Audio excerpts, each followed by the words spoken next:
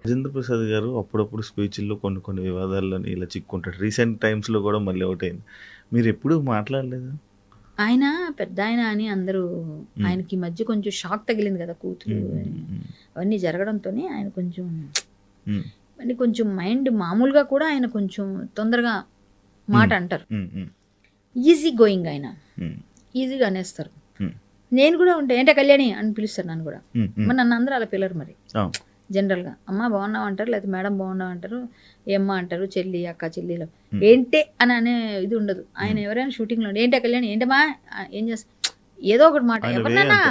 ఆయన వే అంత. ఎవరినైనా ఆయన వే అది. సో ఏంటంటే ఆయన ఈజీ అలా అనకూడదని తెలుసు ఆయనకి పెద్దాయన. హ్మ్. బట్ ఆయన కంట్రోల్‌లో ఉండలేరు ఆ టైంలో. కొంతమందికి కొన్ని ఏదంటారు కదా నోటి హ్మ్. అది ఎక్కువ ఉంటది. అలా ఉన్నప్పుడు సడెన్‌గా ఆపుకోలేక ఏదో అనేస్తుంటారు. కానీ పెద్దాయన మాత్రం బాగా సమన్వయం పాటించారు బ్రహ్మానందం గారు. హ్మ్. హ్మ్. మామూలుగా అయితే ఆయన కూడా గట్టిగా ఇచ్చేస్తారు. హ్మ్. ఆయన కూడా గట్టిగా రియాక్ట్ అయిపోతారు. కానీ సమన్వయం పాటించారు. ఎందుకంటే వీళ్ళందరూ హ్మ్. ఆయనకి సపోర్ట్ చేశారు ఒకప్పుడు. అంటే బ్రహ్మానందం గారికి వీళ్ళందరూ చేయూతలు ఇచ్చిన వాళ్ళు కాబట్టి ఆ కృతజ్ఞత మేబీ ఆ భక్తి అన్నీ ఉన్నాయి. కానీ హ్మ్. మనసులో బాధపడిన జనాలందరూ తిట్టేస్తున్నారుగా. హ్మ్. ఈయన హ్మ్. బదులు ఆయన ఆళ్ళు తిట్టేస్తున్నారు. హ్మ్. సో ఆయనని మనం ఏమన్నా కూడా పెద్దాయన అన్నీ తెలుసు. హ్మ్. అందరూ నా వాళ్ళే. వీళ్ళు నా హ్మ్. ఇంట్లో మనుషులు. వీళ్ళు హ్మ్. నా ఫ్యామిలీ హ్మ్. మూవీ ఇండస్ట్రీ అంతా. హ్మ్. సో వీళ్ళందరికీ నేనే ఇది చేశా. నేను కూడా ఆయనతో కలిసి చాలా యాక్ట్ చేశాను. హ్మ్. రాజేంద్ర ప్రసాద్ గారితో హ్మ్. కలిసి మేము చాలా సార్లు కలుస్తాము. అది హ్మ్. అంటే ఈ మా అసోసియేషన్ బయట ఏదైనా ఫంక్షన్స్‌లో బాగా మాట్లాడతారు. నేను 'గాలి సంపత్' అనుకుంటా అరకులో షూటింగ్ చేసాం. హ్మ్. 3 ఇయర్స్ అయిపోయిందేమో. 3 ఇయర్స్ ఎంతో అయింది ఆ సినిమా వచ్చి. 3, 4 ఇయర్స్ అయింది. మా నాన్నగారు ఉన్నారప్పుడు. నాన్నగారు ఓకే. ఉండగానే నాన్నగారు వెళ్ళిపోయి 4 సంవత్సరాలయింది. హ్మ్. ఆ టైంలోనే రిలీజ్ కూడా అయింది ఆయన ఎండింగ్‌లో. ఓకే. ఓకే. ఆ సినిమా చూసారు నాది మా నాన్నగారు లాస్ట్ 'గాలి సంపత్.' ఓకే. సో 'గాలి సంపత్‌లో' అరకెళ్ళి చేసాం. హ్మ్. అప్పుడు రాజేంద్ర ప్రసాద్ గారు కాంబినేషన్ అంతా నాకు. హ్మ్. హ్మ్. హ్మ్. సో నేను అందులో మంచి క్యారెక్టర్ చేశాను. శ్రీ విష్ణు హీరో. అందులో అనిల్ రావిపూడి గారు. హ్మ్. అనిల్ రావిపూడి గారు డైరెక్టర్. హ్మ్. సో ఆ సినిమాలో చేసేటప్పుడు మేము కలిసి భోజనాలు ఆయన అంతా ఫుడ్ పెడతారు, ప్రసాదాలు తెచ్చి పెడతారు. అందరికి హ్మ్. బాగా చూసుకుంటారు. హ్మ్. బాగా యాక్టింగ్ చేసేప్పుడు కూడా మనకు సపోర్ట్ చేస్తారు. ఇలా చెప్పు డైలాగ్ అలా అవన్నీ ఉంటాయి మళ్ళీ. మనం ఏదైనా తప్పు చేసినా బాగా చేసావు చేస్తే కూడా హ్మ్. బాగా చెప్పావు అంటారు. హ్మ్. హ్మ్. అంటే అంటే ఆయన వే అన్ని అది. విధాలుగా మంచి ఆయనే. కానీ హ్మ్. ఏం చెప్తాం అలాంటి పెద్దోళ్ళ గురించి? తప్పు అని అనలేము. ఆయన విధానం అది అని చెప్పలేము. హ్మ్. అది హ్మ్. తప్పు పట్టే విధంగా ఉంది కాబట్టి పెద్దవాళ్ళని మనం ఏమని తప్పు పడతాం? హ్మ్. హ్మ్. కానివ్వండి కొంతమంది మన ఇంట్లో ముసలమ్మలుంటారు. బాగా మూలన కూర్చొని ఉంటారు. కొంతమంది బాగా వయసు అయిపోయి ఉంటది. హ్మ్. హ్మ్. వాళ్ళ చేదస్తం పెరిగిపోతది. వాళ్ళు హ్మ్. ఏదేదో మనం ఏది మాట్లాడినా దానికి ఏదో ఒకటి తీస్తారు. హ్మ్. సో, వాళ్ళకన్నీ చిన్నప్పుడు నీకు అది చేయలేదరా నేను ఇది చేయలేదరా అని హ్మ్. వస్తాయి. హ్మ్. అప్పుడు మనం ఏమంటాం? సరేలే నువ్వే చేసావులే అని వదిలేస్తే హ్మ్. అయిపోయింది. ఆ! ఆ! లేకపోతే పెద్ద గొడవ. సో, ఆయన ఒక పెద్ద ఇండస్ట్రీకి ముసలాయన అయిపోయారు, పెద్దాయన అయిపోయారు. చాదస్తం పెరిగింది. ఆయన ఏం మాట్లాడినా పట్టించుకోకూడదు అంటాను నేనైతే. అంతేనా? నేనైతే అది పట్టించుకో. అంటే 1918లో ఒక అమ్మాయిని చదివించుకోవడమే కష్టం. అలాంటి టైంలో మీరు చాలా కళలు లైక్ సింగింగ్ గాని అంటే చదివించడమే కష్టం. అలాంటి టైంలోనే హరికథలు, పాటని గాని, డాన్స్‌లని గాని ఇవన్నీ నేర్చుకునే ఇది అంటే అటు సైడ్ ఎలా ఎళ్లారు? ఎలా రాగలిగారు అని? చిన్నప్పటి నుంచి హ్మ్. నేను హరికథ వింటూ పెరిగాను ఇంట్లోనే. హ్మ్. సో, నేను వింటూ పెరుగుతున్నప్పుడు హ్మ్. నాన్నగారు హరికథ నాకు చిన్నప్పటి నుంచి హ్మ్. మా నాన్నగారు మృదంగం వాయించడం, మృదంగం ఆల్ ఇండియా రేడియో మృదంగ విద్వాన్ ఆయన. హ్మ్. హ్మ్. పెద్ద పెద్ద హరిదాసులకి అప్పుడున్న పెద్ద పెద్ద హరిదాసులకి నాన్నగారు మృదంగిస్ట్. హ్మ్. ఇప్పుడు పద్మశ్రీ వచ్చి మొన్న కాలం చేశారు ఒక ఆయన. ఆ! ఆయనకు కూడా ఎన్నో వేల కథలు నాన్నగారు హ్మ్. నాన్నగారు చాలా పెద్ద మృదంగిస్ట్. అవును. అంటే వాళ్ళందరి దృష్టిలో నాన్నగారు ఉంటే ఏదన్నా హ్మ్. ముందుకెళ్ళిపోద్దన్నంత మంచి పేరు నాన్నగారు. హ్మ్. హ్మ్. హ్మ్. చాలా టాలెంటెడ్. హ్మ్. మంచి గాత్రం. ఘంటసాల గారి గాత్రంలో ఉంటది నాన్నగారు. హ్మ్. హ్మ్. అందుకే ఆయన అలా పాడేవారు ఘంటసాల గారి పాటలు. అప్పుడు మేము కూడా నేర్చుకునేవాళ్ళం. హ్మ్. హ్మ్. సో, తమ్ముడు నేనిద్దరం చాలా చిన్నోళ్ళం. హ్మ్.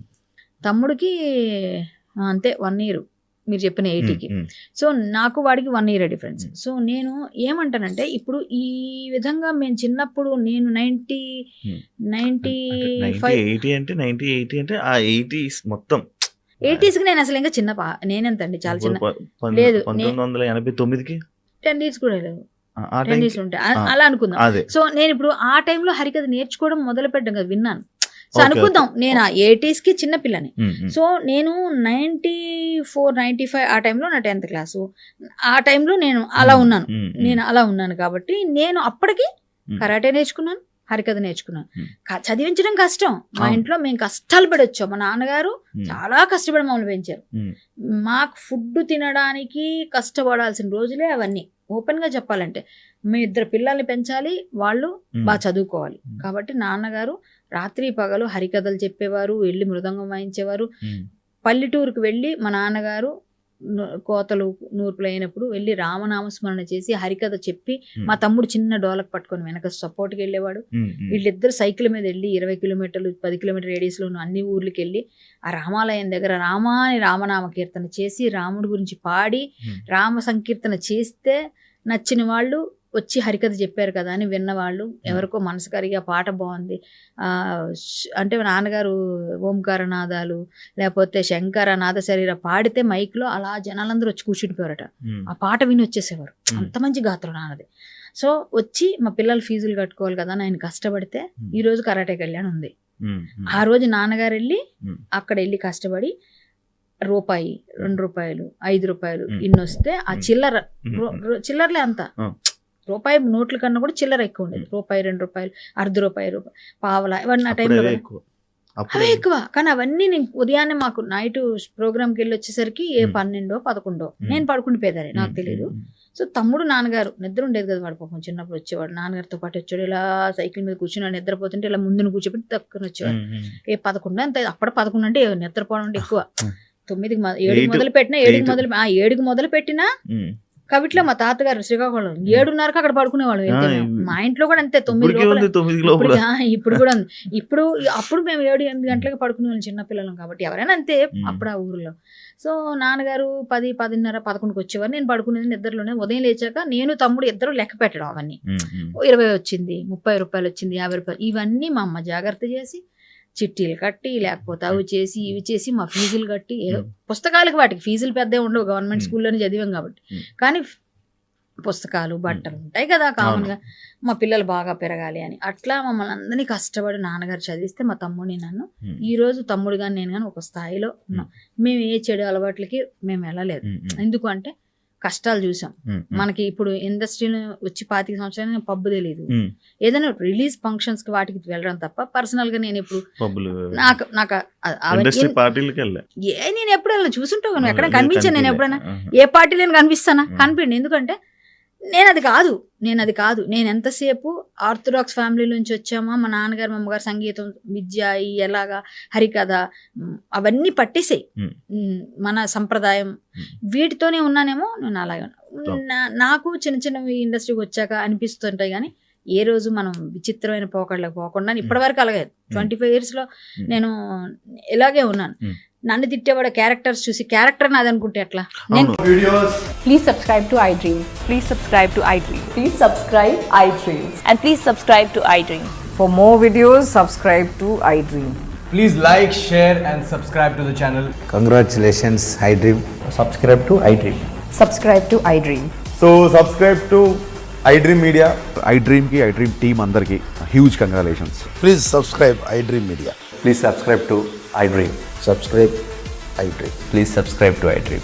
iDream అంటే నా కళల ఛానల్ను సబ్స్క్రైబ్ చేసుకున్న నోరు తిరుగుతలేదు. మీరైతే గంట గుర్తు కొట్టండి. For more such videos, please subscribe to iDream.